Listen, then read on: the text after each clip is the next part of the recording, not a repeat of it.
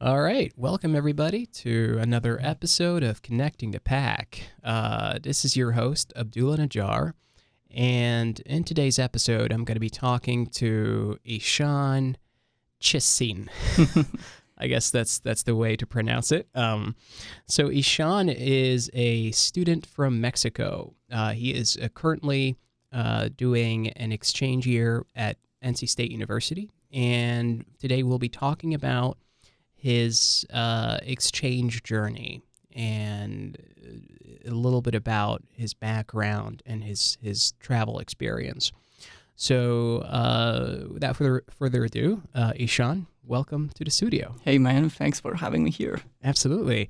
So very excited to have this conversation with you, and I would be very interested to start off by asking you about the origins of your exchange journey or your education abroad, because as far as I know, the U.S. is not your first experience abroad. Exactly. Yeah. So how about you share with me and the audience maybe the first experience abroad, your first experience pursuing an education abroad, and All right. how it started. Okay, so basically I should start first by explaining like where I come from, like where are my parents from and everything. Yes. So I'd say first my mother is French. She's from Nice, the south of France. Mm. And my father is Venezuelan actually. He's from Caracas. And I was born in Paris. And then when I was little, we moved to Mexico, and this is where I grew up. Like I lived there for more than 8 years, so this is like my country. Wow. And so the first, let's say, experience going abroad, so like away from home, which is for me Mexico, was going to Oxford, actually, in the UK. Because basically I've been following my mom ever since. So she like changes jobs and everything. So we moved like from Mexico to Oxford like 18 months. So I learned English there. This was like the first time I traveled and changed my way of life, let's say. So this was like the first episode of a long series of travels and moving around, living in somewhere else. So we went to Oxford. Then another big change. We went from Oxford to Jerusalem. Jerusalem. Yeah. Wow. That's a big change. You go from cold weather to very warm weather. That's right. So we went there for 2 years. I lived in Jerusalem for 2 years. I was studying in the French school there. And then we moved again to Switzerland, Geneva. This is where I got my high school diploma and everything. So I graduated from international high school there. And then I started studies. So I went to this school in France, Schema Business School. So I did 2 years there. After that, I did 1 year in Brazil, exchange. Wow. And now I'm finally like here in Raleigh for one more year of exchange. Okay. So like moving around for me was like part of my life. Every time we move somewhere. Gosh, a constant state of departure. Yeah. Wow. This is incredible. This is really, really incredible. I would love to explore just, a little bit, some of these. I'd love to explore some of these journeys with you. All right. We will try to keep it brief because we're bound by a particular time limit. But there's a lot that I'd love to talk to you about. So maybe we can start with the transition from Oxford to Jerusalem. Sure. So why did that happen? Okay, so my mom is working in like humanitarian associations like Oxfam, UNICEF, stuff like that. Mm-hmm. And so she got a new job in Jerusalem to work for like Palestinian refugees. Okay. So we moved there like during 2 years, like I said. And so my experience when I was going from Oxford to Jerusalem was pretty good. I'd say I was like already used to adapting to a new environment, new people, new language. So it was rather easy for me to like meet new people there at my school and just live a life. So for me, this was like the hardest part for me was before when I went from Mexico to Oxford. Oh. But then from Oxford to Jerusalem, it was more natural, let's say, more like we were used to it by now. Mm. So yeah, there is tons of differences from Oxford to Jerusalem. Of course, like the culture is way different. They eat different. The weather is different. The how life works there is completely different. Wow. So it takes a lot of adaptation work to like be part of this new community, let's say. But it worked out at the end. Like I really enjoyed my years there. This is incredible. So you said 2 years in Jerusalem. When you were there, did you notice any similarities between the culture of Jerusalem and the culture from where you come from originally, Mexico? Were there any similarities that felt like, oh wow, this is, it's kind of like Mexico in a sense, So I'd say the similarities you can find it mainly on the culinary side, like food, because in Mexico it's all about street food. It's all about you grab something or snack quickly around the corner and you eat outside in the streets. Yeah. And in Jerusalem there was a lot of like street stores, let's say, or like trucks that sold kebab, falafel, all that stuff. The good and stuff. the very good stuff, yeah. And so this like culture of eating outside in the streets, using your hands, stuff like that, was something I found quite similar to where I come from. Yeah. So I'd say the food side, like how you eat basically in the daily life, like after work or school, is quite similar. That's insane to me, because it's like now I'm just thinking about your travel journey, just from one country to the next, from one place to another, and just this constant transition. I didn't experience half of that. Yeah. I've only, I'm from Libya. I've been to Lebanon for a while, and now I'm in the U.S. and so this is pretty much it. I didn't experience that many transitions. So for you, Ishan, does it feel like you are when you say you are Mexican? Does it feel like you are? Do you feel that sort of strong sense of belonging to Mexico, or is your heart somewhat spread out in different places, around the world, given your constant transitions? Okay, so that's a very good question. So I'd say I always like associate myself more with Mexico because like this is the place where I grew up. I spent most of my time there. So I'd say my heart is with Mexico. However, like like I said, I traveled. I'm used to traveling and living in different countries. I'm like 21 years old. I've lived in 6-7 countries. So, Wow. so this is like part of my life. So I'd say there's a bit of like my heart in every country I've been to. Yeah. But of course, like when I say I go home, I go Mexico. You know what I'm saying?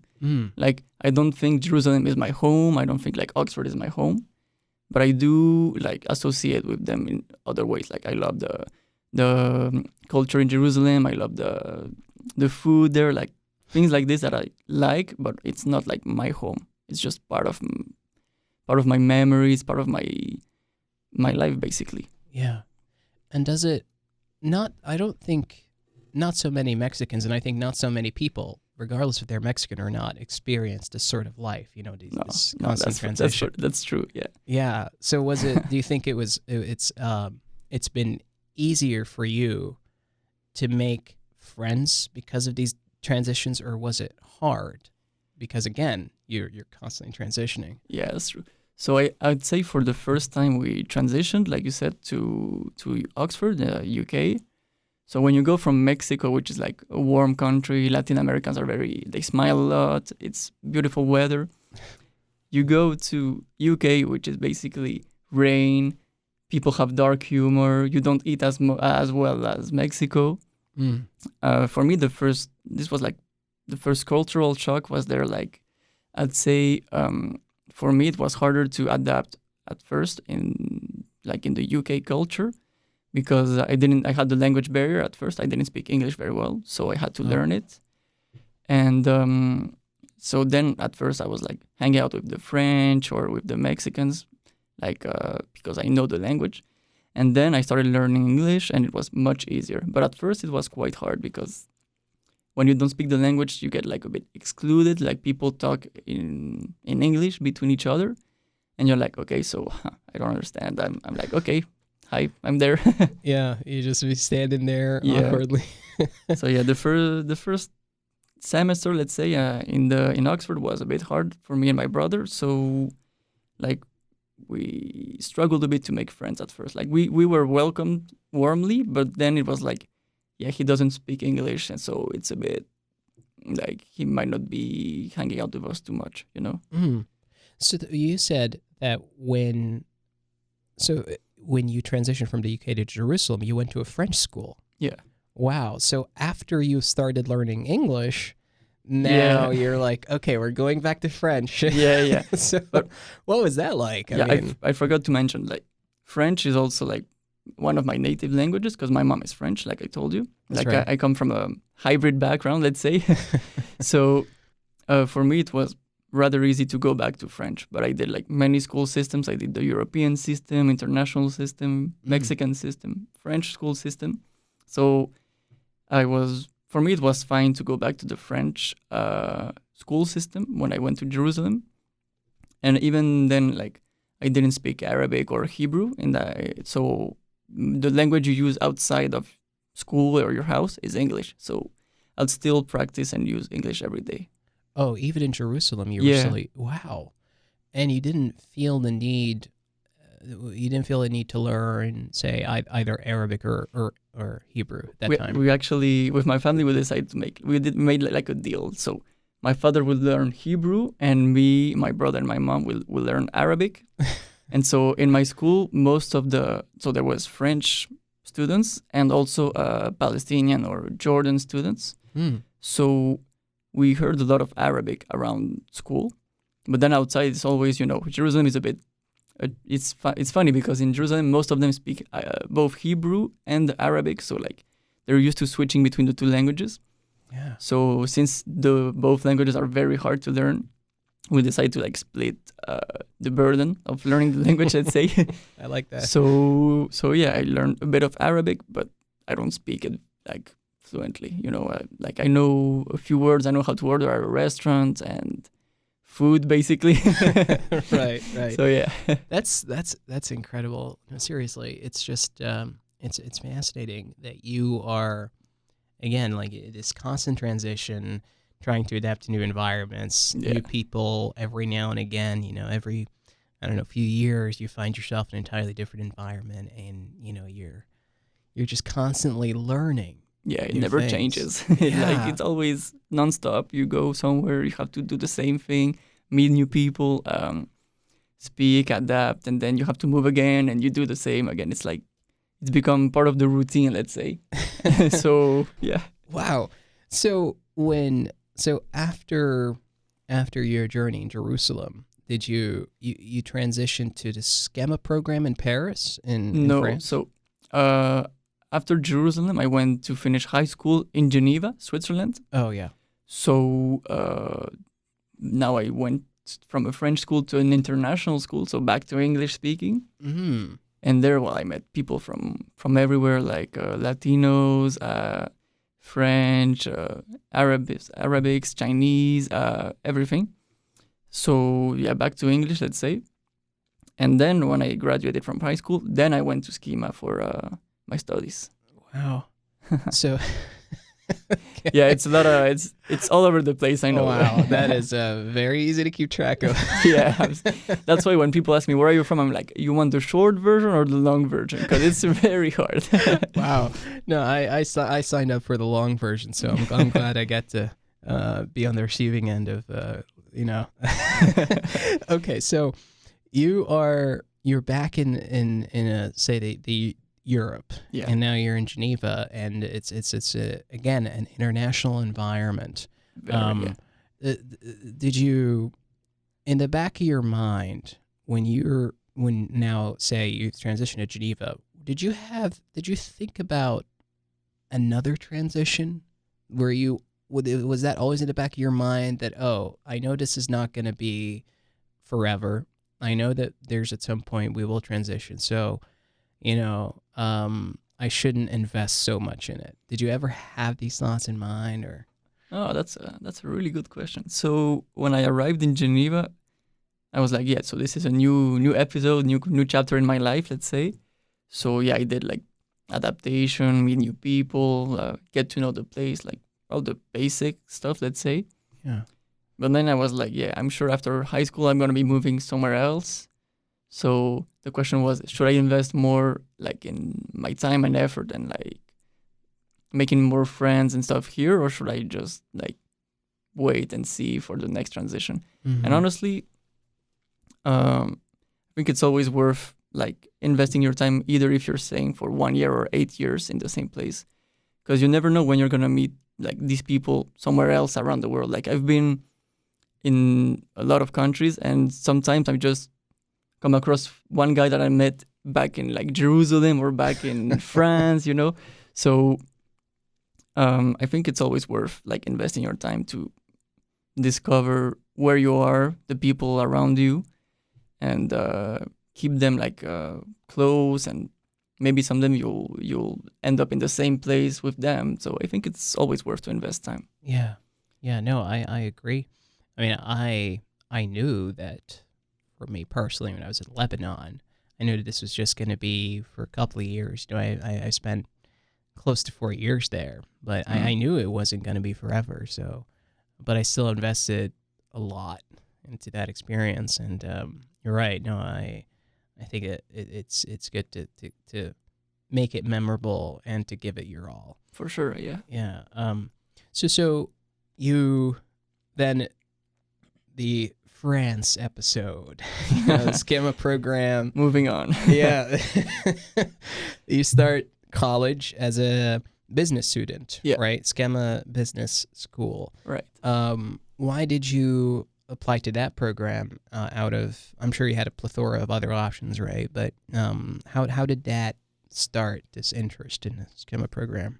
Yeah, so I was the COVID graduates, let's say, like when I finished high school, COVID just like started being a real pandemic and like doing some crazy stuff around the world. So I had options, but I wasn't sure like if I was going to be able to go to that option. Like if I want to go to Canada, for example, they closed their borders, so visas would not be available, stuff like that.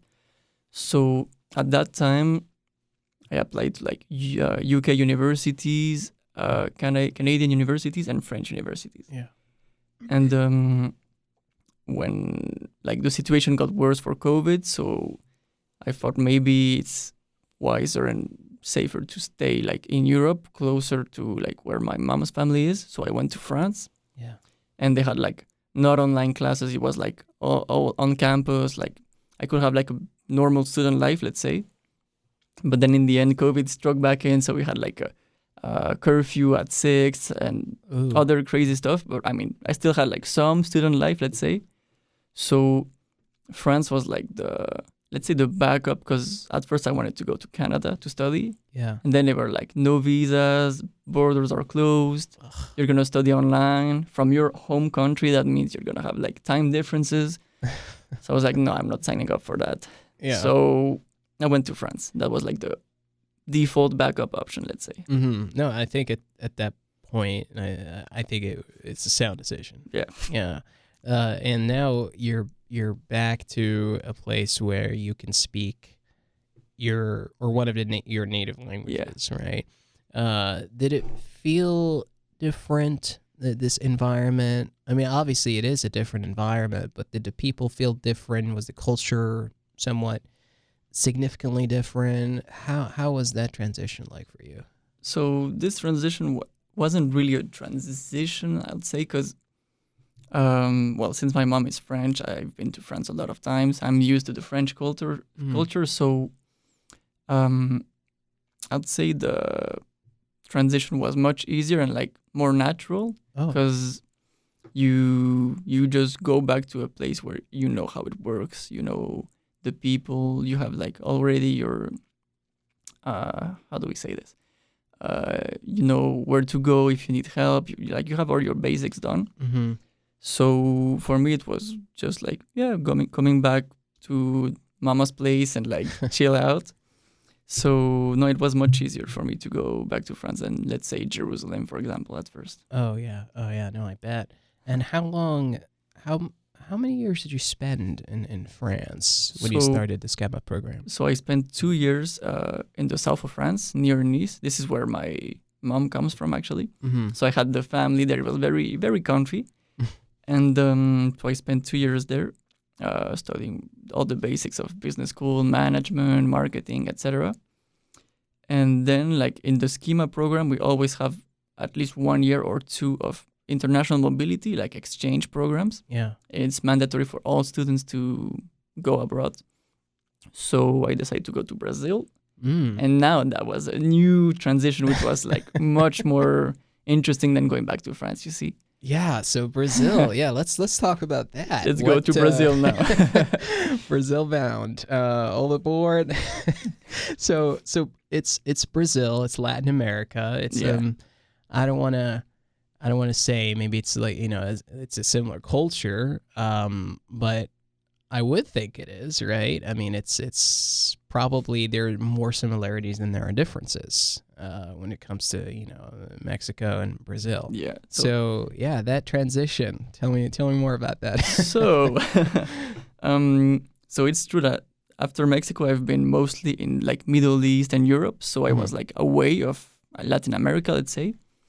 So coming back to a Latin American country was like, it felt really good. Like the lifestyle, the food, like how it works, was like coming back to my hometown, let's say. Not exactly, but like it was similar. Like the experience was similar. Like the Brazilians are very joyful. They party a lot. They they're very laid back. They're always late, like Mexicans basically. Mm-hmm. So it was really, really nice to go back to Latin America for me.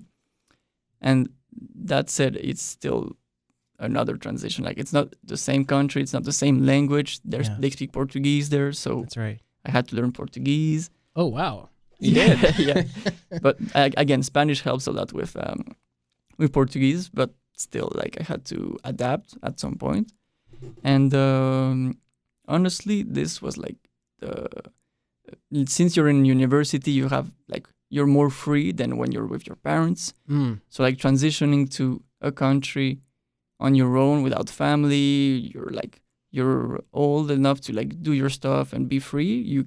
You discover and enjoy more of what the country has to offer, I'd say. Interesting. Because if you're with your parents, maybe you don't go out as much. You like stay with the family. You do trips and all, but like with family, not with friends. You don't meet new people necessarily. Mm. So I'd say this exchange was very good to like do everything I wanted on my own or with friends that I met there. You know what I'm saying? So technically, that was the first experience where you were abroad, but on your own, with no With family. no family relatives close by. Yeah. Oh wow! Oh wow! So that must have been unique in and of itself, Yeah. right? So it's the same transition, but with a different experience, let's say, because you're not with your family this time. Yeah. That's a. Then how long did you stay in So I Brazil? did 1 year, 2 semesters in Brazil. Whoa, that Yeah. that must have been very. I don't want to say liberating because that might have a negative connotation No, to that's it. true, But yeah. but it's something special, to be to just be independent, Yeah. and you're doing things again. Going back to what you were saying, doing things on your own. You're planning trips, but your family's not around, so now it's just mostly with friends, right? And did you think that at that point you've experienced a growth that is more pronounced and more, I guess, that is bigger than what you've usually experienced when you're around your family? Well, yeah. Of course, like I had to do more stuff on my own. So like all the administrative stuff, all the paperwork you have to do when you come to a new country, get your visa and everything. Mm-hmm. Like usually when you travel, like where you follow your parents to like go abroad and stuff, they do it for you. Like you don't have to book the flights and everything. And this time was like the first the first of many times after where you had to do everything on your own. Like I had to go get my visa, I had to make appointments, I had to find my apartment. Everything was like I had to do it by myself. So I learned a lot during that process, but it was not hard, let's say, but it was like I had to invest more time in transitioning by myself than if I had gone with my parents, you know? Yeah. No, I'm sure that must have been like you're like, oh wow. So now this is what they've been doing. So this is the real stuff. This is that's the annoying part. Yeah, in the real world, right? You're now that's man, that's amazing. I think it's really necessary. You know, experiencing that I think was a good decision, even though you might not have known it at the time, but I'm sure now you look back and you realize, well, oh, I think I made the right decision of doing that, you know, of doing it on my own. But that's amazing. So after Brazil, you know, since we're close to wrapping things up, let's just briefly tackle the U.S. Now you're here after Brazil, the U.S. episode. So how did this decision come to pass? So I recently arrived. Like I've been in the U.S. for 20 days, more or less. So still quite new to how the American lifestyle is, how you operate, and everything. So no language barrier this time. I speak English, so that's fine. Good. I've been in the U.S. before, but like only to Miami, like when I was probably 14 years old. So for me, the U.S. is pretty much unknown. And so it's very, like, we always have this idea of like the American dream, from like Eastern countries when we view the U.S., or like from South American countries when we view the U.S., we're like, wow, this is like the dream space. Like you can have money, you have work, like everything is safe and all. And so now I'm here in the U.S. and so maybe it's not the American dream like you see in the movies. Like you don't have big trucks and like wild parties every time and everything, but you still have this this comfort, let's say, that maybe in Latin American countries we don't have. Oh yeah. So like safety, just like you can do a lot of stuff on your own and you're good. Like there's no outside pressure, let's say, from bad stuff that can happen or things like this. So I think the comfort side of things, I feel it a lot here in the US. Like I don't feel a lot of pressure when I'm here. Yeah, that's an interesting one. It's funny that your experience was, you know, your upbringing and, you know, the past couple of years were mostly spent being exposed to cultures other than the U.S. Yeah. But when I talk to international students, they're mostly exposed to the U.S. culture, you know, through true. cinema, you know, the movies, entertainment, whatnot.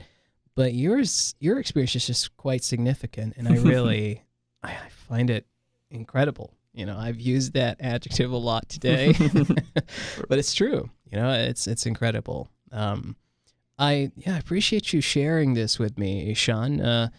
I would love to wrap up by asking you to maybe share with us a word from the languages that you speak. You know, one word. From which language? From any language that you speak. A word that you like, or, you know, okay, something. So in Mexico, I'm going to use the Mexican Spanish, let's say. Okay. So when I describe like my journey around the world, like the travels and everything, when I explain to someone in Mexico, I use the word merequetengue. Merequetengue. And this means like it's all over the place. It's messy. It's a big mess. Okay. So when I always, like, then they ask me, where are you from? I'm like, okay, you want the merequetengue version or the easy version? All right. So this is a word I use quite a lot. And I think it's like, it's a beautiful word. Like it's, even when you pronounce it, you know it's messy when you pronounce it. That's a good one.